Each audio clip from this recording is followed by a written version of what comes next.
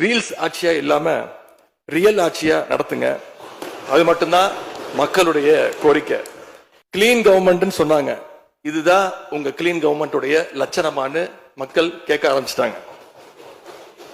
இப்படி நீங்க கூவத்தூரையும் மிஞ்சுற அளவுக்கு அடிக்கிற கூத்த பார்க்கும் போது இந்த அரசு எத்தனை நாளைக்கு நீடிக்க போகுதுன்னு மக்களுக்கு அந்த சந்தேகம் வர ஆரம்பிச்சிருச்சு.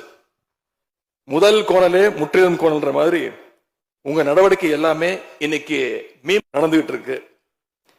இப்படி எம்எல்ஏக்களை எல்லாம் கடன் பெற்று ஆட்சி நடத்துகின்ற முதலமைச்சர் தான் அளித்துள்ள போலி வாக்குறுதிகளை நிறைவேற்ற முடியாதுன்னு தெரிஞ்ச உடனே முந்தைய அரசு, அதாவது எங்களுடைய அரசு, வளர்ச்சிக்காக பெற்ற கடன் குறித்து தவறான கருத்துக்களை தந்து மக்களை இன்னைக்கு திசை திருப்ப முயற்சி செஞ்சு கொண்டிருக்கிறார். பெரும்பான்மையும் இல்லாத, அரசியல்ல அடிப்படை நேர்மையும் அல்லாத இந்த அரசு நல்லாட்சி தரும், தமிழ்நாட்டு மக்களுடைய உரிமைகளுக்காக போராடும்னு மக்களுக்கு துளியும் நம்பிக்கை இல்லை. முக்கியமான ஒரு விஷயத்தை இங்க நான் பதிய வைக்க விரும்புகிறேன். உங்களுக்கு ஓட்டு போட்ட மக்களே நடக்கிறதையெல்லாம் பார்த்துட்டு ஒரு பெரிய தப்ப பண்ணிட்டோமோன்னு இன்னைக்கு வருத்தப்பட ஆரம்பிச்சிட்டாங்க.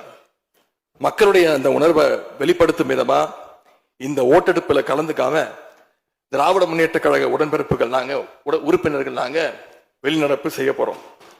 நாங்க வெளிநடப்பு செஞ்சாலும் அதனால பேரவையுடைய எண்ணிக்கை அளவு குறைஞ்சு நீங்க நிச்சயம் இந்த வாக்கெடுப்புல வெற்றி பெறதான் போறீங்க. அப்படி வெற்றி பெற்ற பிறகாவது மக்களுடைய நம்பிக்கையை காப்பாற்றுற மாதிரி உங்களுடைய பணிகள் இருக்கணும், உழைங்க. எங்க தலைவர் திரு முத்துவேல் கருணாநிதி ஸ்டாலின் அவர்கள் கடந்த 5 வருஷமா ஒவ்வொரு குடும்பத்துக்கும் பார்த்து பார்த்து திட்டங்களை நிறைவேற்றி கொடுத்தார். அந்த திட்டங்களை எல்லாம் நீங்க தொடரணும். தயவு செஞ்சு அதுல அரசியல் செய்ய வேணாம். ஏன்னா இந்த மாசம் 15ஆம் தேதி கலைஞர் மகளிர் உரிமை தொகை 1,31,00,000 தாய்மார்கள் காத்துக்கிட்டு இருக்கிறாங்க. இந்த 1000 ரூபாய் வருமா அப்படின்னு காத்துக்கிட்டு இருக்கிறாங்க.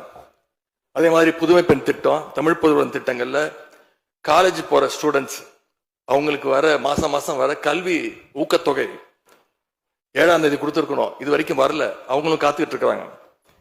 இப்ப ஸ்கூல் இல்லைனாலும் ஜூன் 2ஆம் தேதி ஸ்கூல்ல ரீஓபன் பண்ண போறாங்க. அப்ப காலை உணவு திட்டத்துக்காக பள்ளி மாணவர்கள்லாம் காத்துக்கிட்டு இருக்கிறாங்க. இப்படி பல்வேறு திட்டங்கள் இருக்கு. நான் முதல்வன் திட்டம், தாய் மாணவர், அன்பு கரங்கள்னு பல்வேறு திட்டங்களுடைய பயனாளிகள்லாம் ஆவலோடு காத்துக்கிட்டு இருக்காங்க. இந்த அரசு என்ன செய்ய போகுதுன்னு காத்துக்கிட்டு இருக்கிறாங்க. அதனால நான் உங்ககிட்ட கேட்டுக்கொள்றது, மாண்புமிகு முதலமைச்சர் அவர்கள் பதவியேற்றதும் தன்னுடைய முதல் உரையில அவகாசம் வேணும்னு கேட்டீங்க. நிச்சயம் அவகாசம் எடுத்து